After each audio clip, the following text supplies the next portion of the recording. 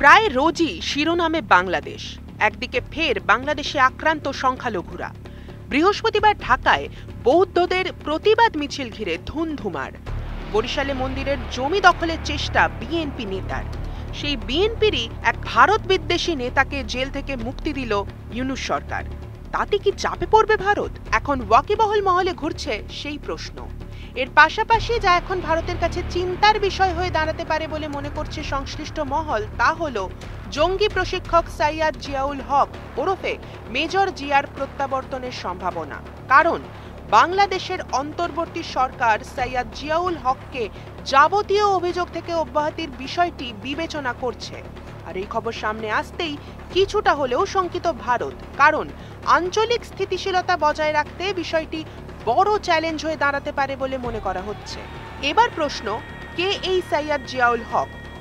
বাংলাদেশ সেনাবাহিনীর অফিসার এই ব্যক্তি আল কায়দার শাখা আনসার আল ইসলামের নেতা হিসেবে পরিচিতি পান।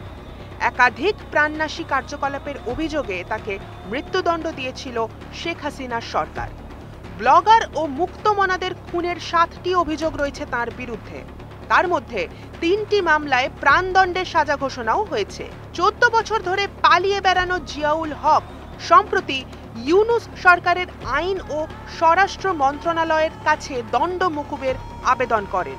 এমনকি আন্তর্জাতিক সন্ত্রাসবাদী তালিকা থেকে তার নাম বাদ দেওয়ার জন্য আমেরিকার বিদেশ দফতরকে চিঠিও দেন তিনি। এবার নয়াদিল্লি অভিযোগ করছে যে এই মেজর জিয়া ঢাকায় ভারতীয় কূটনীতিকদের হত্যার ষড়যন্ত্রে জড়িত ছিলেন, যা তৎকালীন ভারত বাংলাদেশের যৌথ প্রচেষ্টায় ব্যর্থ হয়েছিল। উপরন্তু তিনি আন্তঃসীমান্ত বাণিজ্য রুট সহ ভারত বাংলাদেশ পরিকাঠামো প্রকল্পগুলিকে ধ্বংস করতে বারবার চেষ্টা করেছেন বলে ভারতীয় গোয়েন্দাদের কাছে খবর।